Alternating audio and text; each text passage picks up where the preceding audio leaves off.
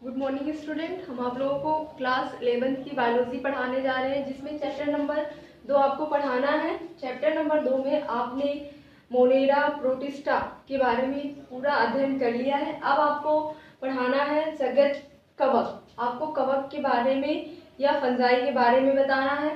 तो इसमें आप लोगों को उनके लक्षण बता दिए गए कि उनके जनरल कैरेक्टर या इम्पोर्टेंट कैरेक्टर क्या होते हैं। तो आज आपको बताना है कि कवकों का वर्गीकरण। इससे पहले भी हमने इसके पहले वीडियो में बताया था कि कवकों को कितने समूहों में बांटा गया, कितने वर्गों में बांटा गया।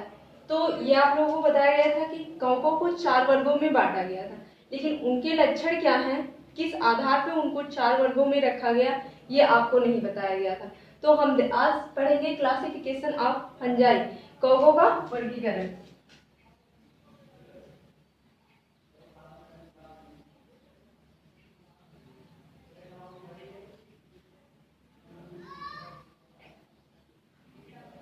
कवकों का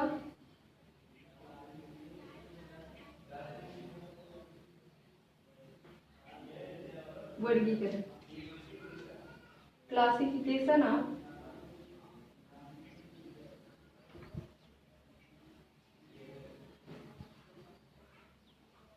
फंजाई, यही आज आपको पढ़ना है। जगत फंजाई के बारे में, जगत कवक के बारे में। तो जगत कवक, तो इसको 4 समूहों में बांटा गया, 4 वर्गों में बांटा गया है। पहला है फाइकोमाइसिटीज,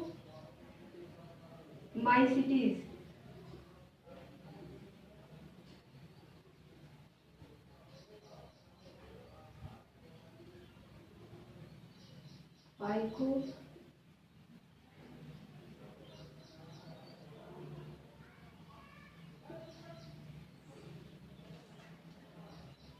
दूसरा है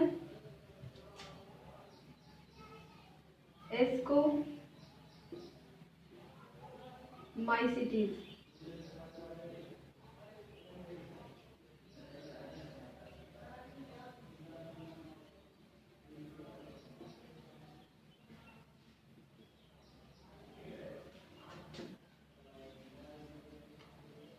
तीसरा है बेसिडियो,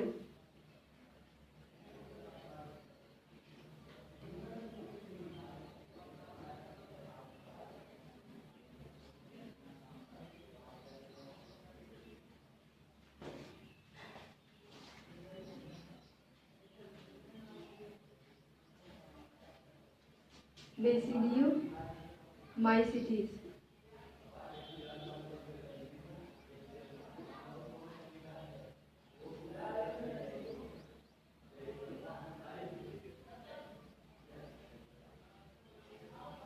बेसिडियोमाइसिटीज। और लास्ट है ड्यूटीरो, चौथा है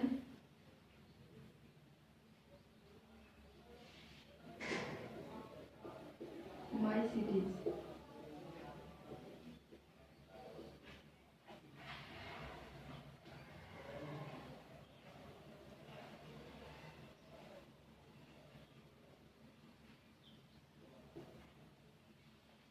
तो पहला था फाइकोमाइसिटीज, दूसरा है एस्कोमाइसिटीज, तीसरा है बेसिडियोमाइसिटीज, लास्ट है ड्यूटीरोमाइसिटीज।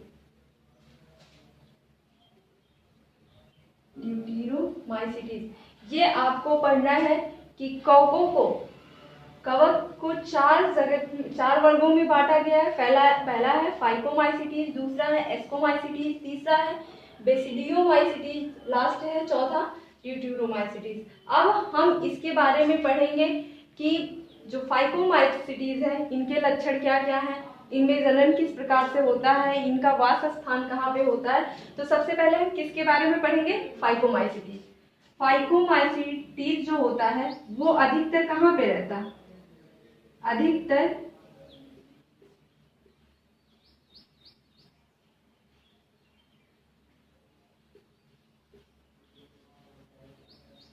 ये जलीय जीव है, जलीय कवक है।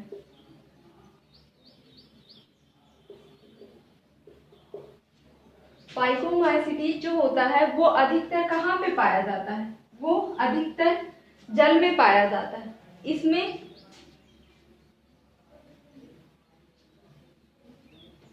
कवक सूत्र अपटीय पाया जाता है। अपटीय पाया जाता है। आपको जब हमने क्लासिफिकेशन बताया था तो हमने बताया था कवक सूत्र जो होते हैं दो प्रकार के पाए जाते हैं। कवक सूत्र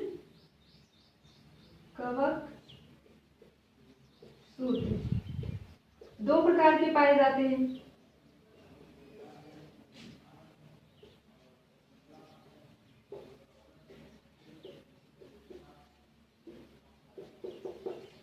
एक होता है अपटीय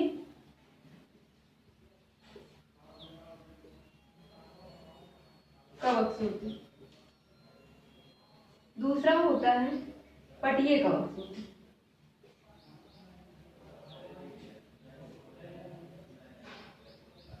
अब इसमें देखना है कि अपटीय कवक सूत्र किसे कहते हैं और पटीय कवक सूत्र किसे कहते हैं।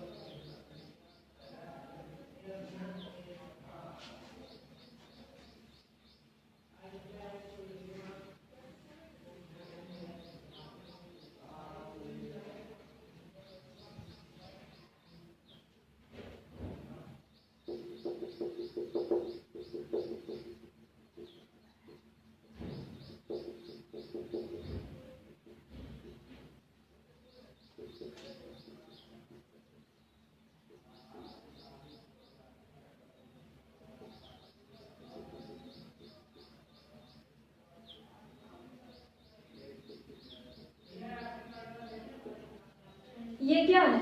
अपटीय। अगर यही इस अपटीय का मतलब होता है जिनके केंद्रक, इनके जो न्यूक्लियस है, केंद्रक है, एक दूसरे से मिल रहे हैं, ये अलग नहीं। अगर यही केंद्रक मिलते होते, अलग अलग होते, तो हम इसे पटीय कवक सूत्र कहते हैं। इसके जो केंद्रक है एक साथ है, इन्हें अलग नहीं किया गया है। बहुत ढेर सारे केंद्रकों की संख्या है जो अलग नहीं है, इसीलिए हम इसे क्या कहेंगे? पटीय कवक सूत्र।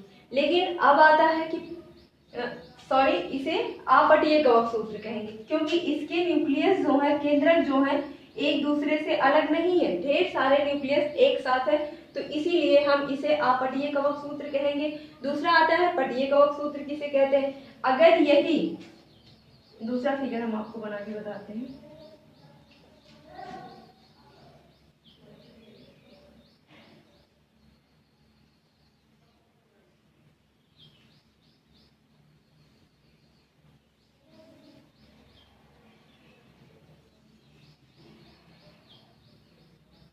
इस तरह से पट में डिवाइड हो जाए, विभाजित हो जाए, तो इसे हम कहेंगे पटीय कवक सूत्र। और इसमें जो केंद्रक की संख्या होगी वो अलग अलग होगी, दो नहीं होगी, अकेले एक केंद्रक होगा एक पट में।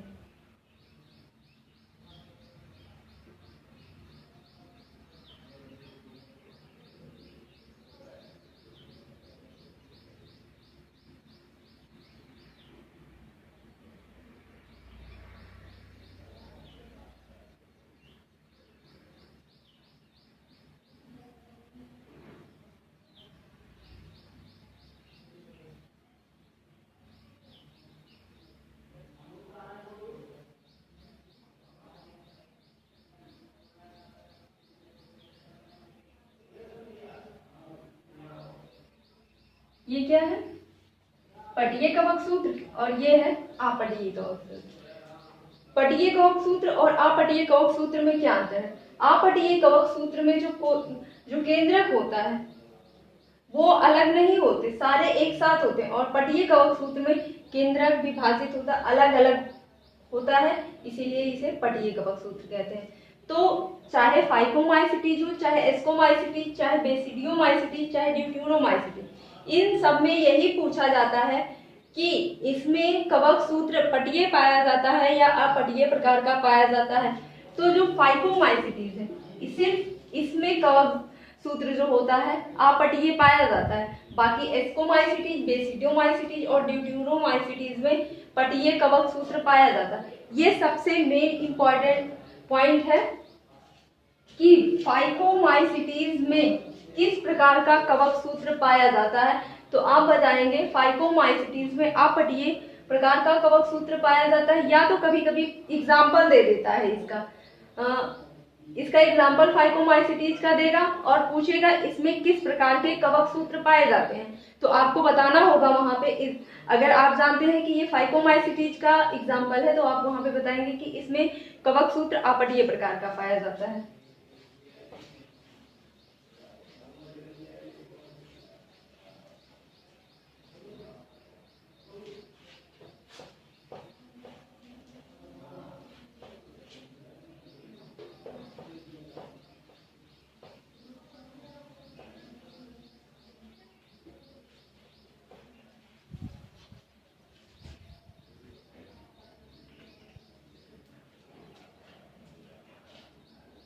तीसरा पॉइंट आता है ये एक कोशिकीय होते हैं या बहुकोशिकीय। ये अधिकतर एक कोशिकीय होते हैं।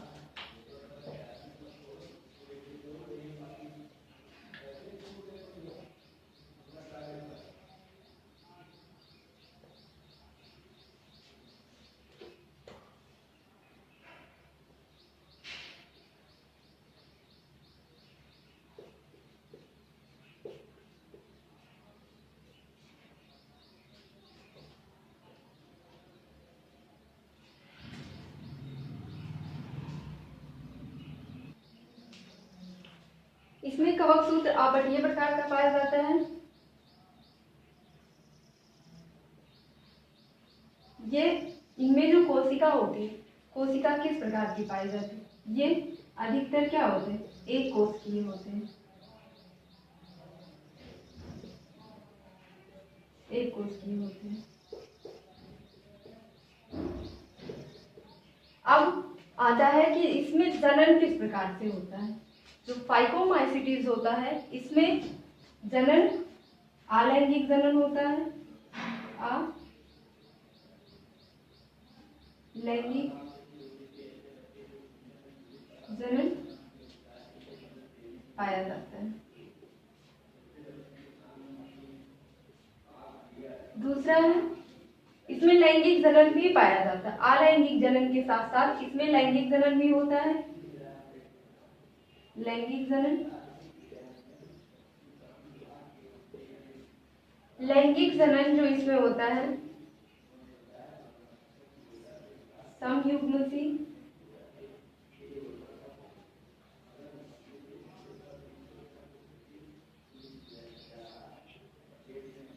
समयुग्मसी तथा असमयुग्मसी के द्वारा होता है।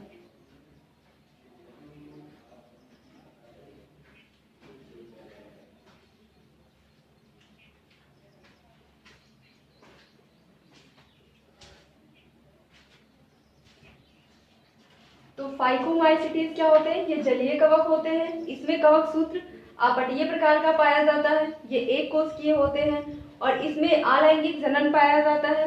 और लास्ट पॉइंट है इसमें लैंगिक जनन किन किन के द्वारा होता है? ये समयुग्मजी भी होते हैं, विषमयुग्मजी होते हैं तथा असमयुग्मजी के द्वारा होता है। इनमें लैंगिक जनन 3 प्रकार से पाया जाता है। अब इसका एग्जाम्पल देखेंगे कि फाइकोमाइसिटीज में किसको किसको रखा गया है। पहला है म्यूकर, दूसरा है एल विगो,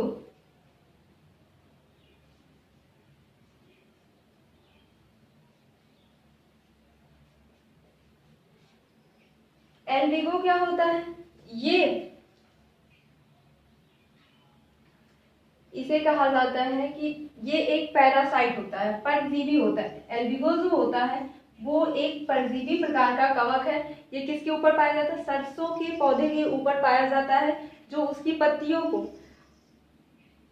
व्हाइट कलर का कर देता है। आप देखते होंगे जो सरसों की पत्तियां होंगी व्हाइट कलर की होके उससे गिरने लगती हैं पौधे से, तो ये किसके कारण होता है? जो फाइकोमाइसीटीज कवक है उसी के कारण। उसमें एक रखा गया है एक कवक एल्बिगो, ये परजीवी के रूप में सरसों में पाए जाते हैं।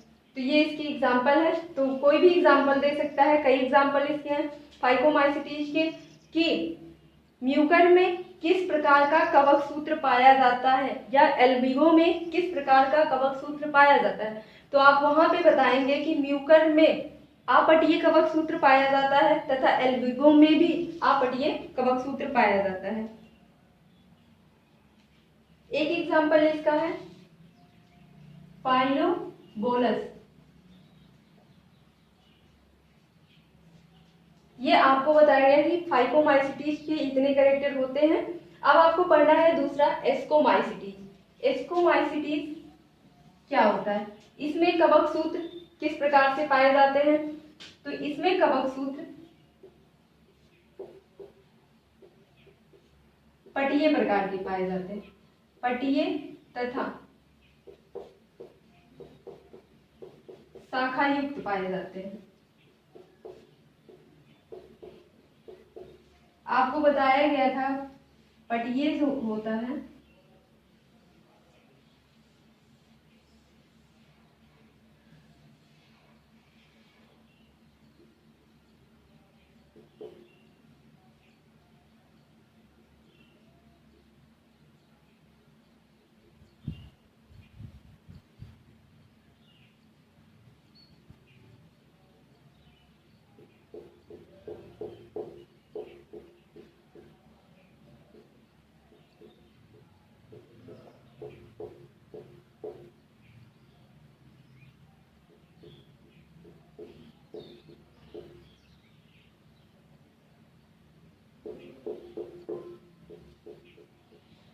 एस्कोमाइसीटीज में कवक सूत्र पटीय तथा शाखा युक्त पाया जा रहा है। ये क्या है? पटीय है, ये शाखा युक्त है, ये खंडों में विभाजित है और इसमें शाखाएं भी निकली है।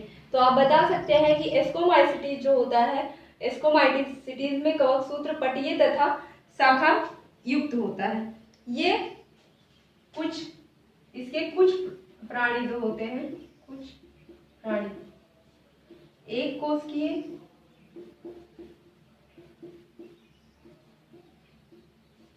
तथा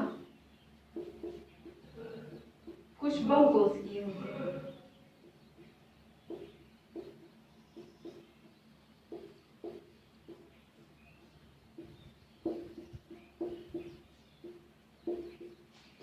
इसमें कुछ प्राणी एक कोशिकीय तथा कुछ बहुकोशिकीय होते हैं।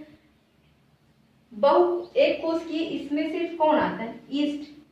ईस्ट एक कोशिकीय है। एस्कोमाइसीटीज में ईस्ट को रखा गया है।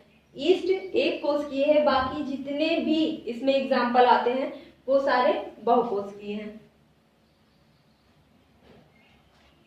बहुकोशिकीय में कौन है?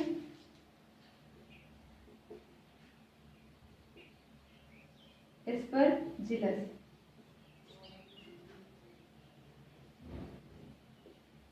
एगेरिकस, ये सब क्या है? एस्परजिलस, एगेरिकस, ये सब बहुकोशिकीय में आते हैं।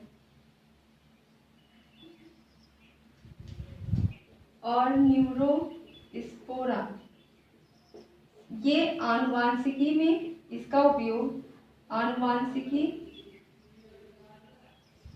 तथा जैव रसायन में किया जाता है। कभी कभी प्रश्न में पूछा जाता है कौन सा ऐसा बहुकोशिक जीव है जिसका उपयोग आनुवांशिकी तथा जैव रसायन में किया जाता है। न्यूरोस्पोरा एक ऐसा कवक है जिसका उपयोग आनुवांशिकी तथा जैव रसायन में किया जाता है। कभी कभी पूछा जाता है कि वो किस वर्ग का? एस्कोमाइसीटीज का है। तो आप देखना है इसमें जनन किस प्रकार से पाया जाता है। इनमें अलैंगिक जनन कोनिडिया द्वारा होता है। इनमें अलैंगिक जनन से पाया जाता है। अलैंगिक जनन अलैंगिक जनन कोनिडिया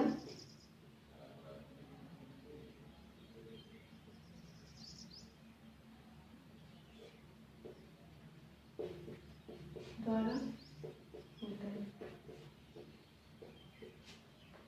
तो एस्कोमाइसिटीज क्या है? एस्कोमाइसिटीज में जो कवक सूत्र होते हैं वो पटीय तथा शाखा युक्त होते हैं। कुछ प्राणी एक कोशिकीय में कौन आता है? ईस्ट आता है, तथा कुछ बहुकोशिकीय होते हैं। बहुकोशिकीय में एस्परजिलस, एगेरिकस, न्यूस्पोरा आनुवंशिकी तथा जैव रसायन के काम में आता है। और इसमें लास्ट है लैंगिक जनन। इसमें अलैंगिक जनन किसके द्वारा होता है? कोनिडिया द्वारा होता है। इसके जो एग्जाम्पल आप ईस्ट लिख सकते हैं, एस्परजिलस लिख सकते हैं, एगेरिकस लिख सकते हैं और न्यूस्पोरा लिख सकते हैं। तो आपने किसके बारे में पढ़ा? Phycomycetes, ascomycetes. अब आपको पढ़ना है बेसिडोमाइसिटीज के बारे में।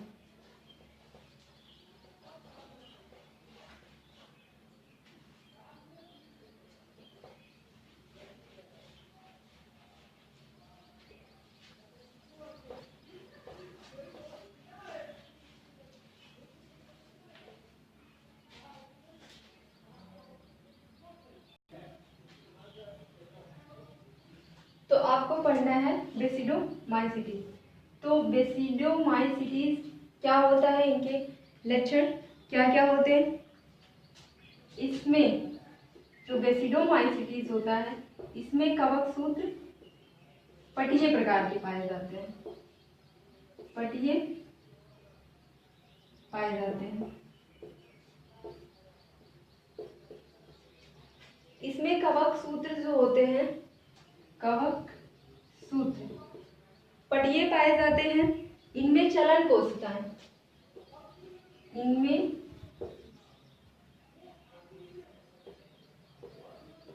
चलन कोशिकाएं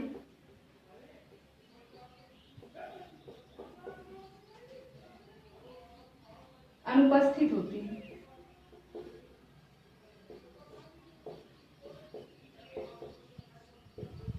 इनकी जो कोशिकाएं होती हैं एक स्थान से दूसरे स्थान तक नहीं जा सकती, एक ही स्थान पर स्थित रहती हैं। इसमें अलैंगिक जनन बीजाणु द्वारा नहीं होता, बीजाणु द्वारा होता है। इसमें अलैंगिक जनन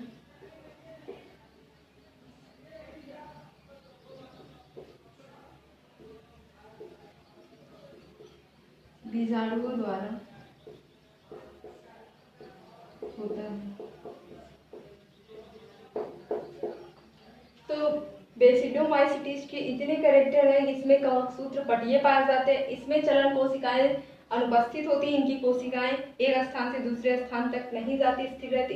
इसमें अलैंगिक जनन बीजाणुओं द्वारा होता है।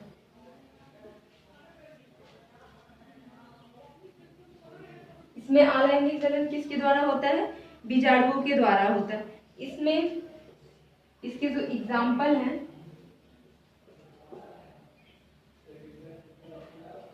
मशरूम है और दूसरा पक्सीनिया।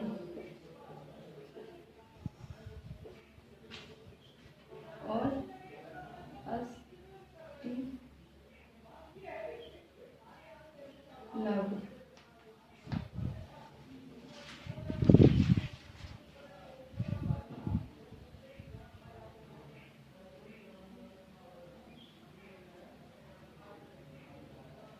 अस्टिलेगो, ये है इसके एग्जाम्पल बेसिडोमाइसिटीज के। तो मशरूम है, पैक्सीनिया है और अस्टिलेगो है। अब आपको पढ़ना है ड्यूटेरोमाइसिटीज। ये ड्यूटेरोमाइसिटीज जो होते हैं ये किस प्रकार से होते हैं? इसमें कवक जाल किस प्रकार होता है? तो आप पढ़ रहे हैं इसमें कवक जाल, इसमें कवक जाल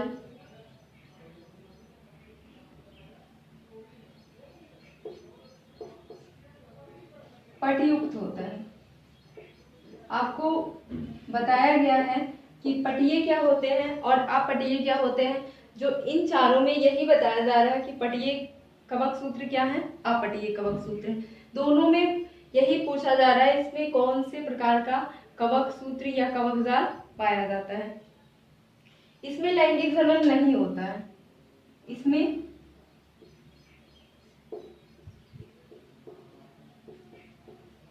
लैंगिक जनन अनुपस्थित होता है।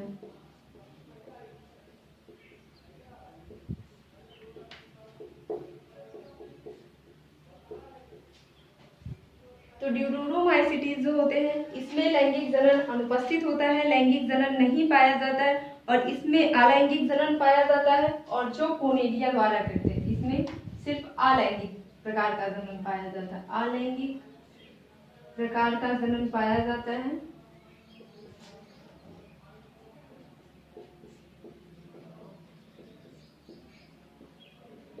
किसके द्वारा ये अलैंगिक जनन करते हैं?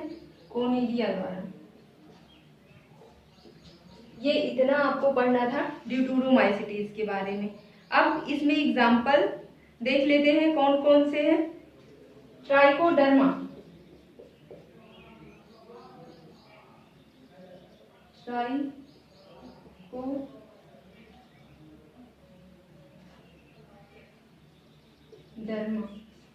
अल्टरनेरिया,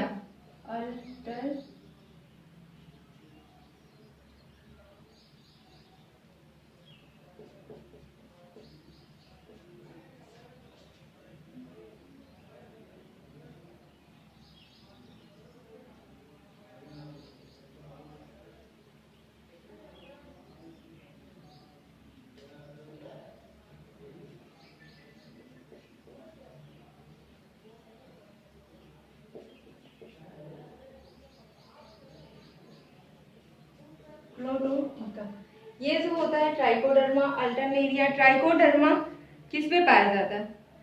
पोटैटो जो आलू होती है उसकी लीफ पर ये कवक पाए जाते हैं। और अल्टरनेरिया जो होता है ये पोटैटो की लीफ पर पाए जाते हैं, आलू की पत्तियों पर पाए जाते हैं। और ट्राइकोडर्मा दूसरा है, और तीसरा है कोलेटोट्रिकम, ये गन्ने की लीफ पर पाए जाते हैं। इसी के कारण गन्ने की जो लीफ होती है, सुगर केन जिसे कहा जाता है, सुगर केन फंजाई कहा जाता है, वो गन्ने की जो लीफ होती है वो ब्राउन कलर की हो जाती है। किसके कारण?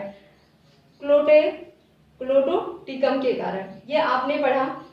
आपको बताया गया कवकों का वर्गीकरण। कवक को 4 जगत में विभाजित किया गया। पहला फाइकोमाइसीटीज, एस्कोमाइसीटीज, बेसिडोमाइसीटीज और ड्यूटेरोमाइसीटीज।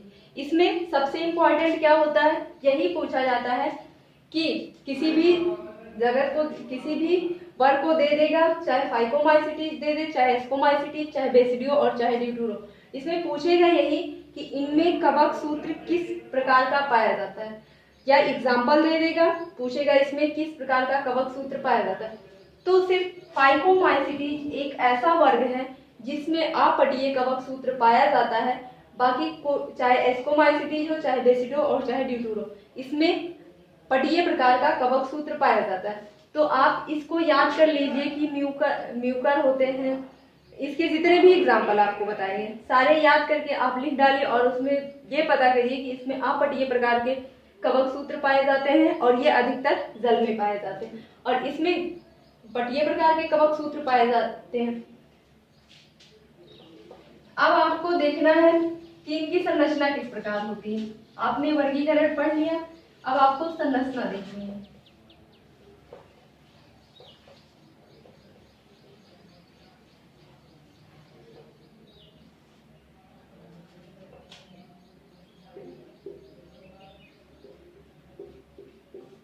आपको बताया गया था कि इनकी संरचना किस प्रकार से होती है। 2 प्रकार की, ये अपपटीय कवक सूत्र बनाते हैं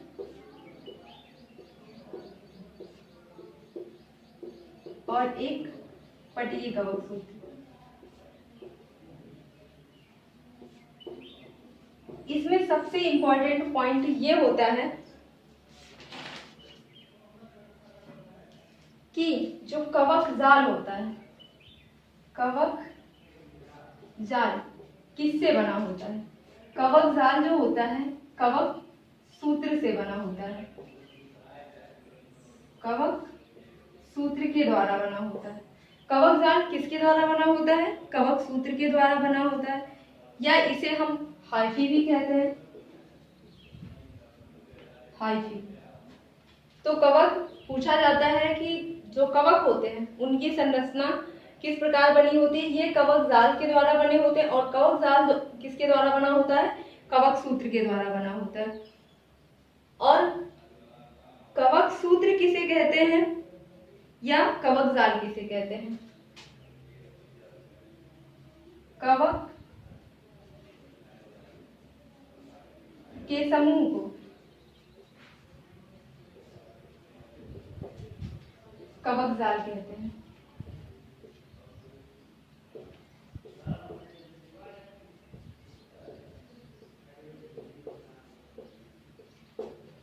और कवक जाल कवक सूत्र के बने होते हैं। कवकों के समूह को कवक जाल कहते हैं और कवक जाल कवक सूत्र से बना होता है।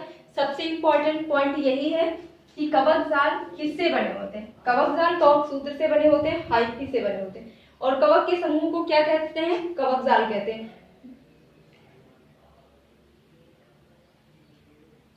अब आपको बताना है कवकों में जनन,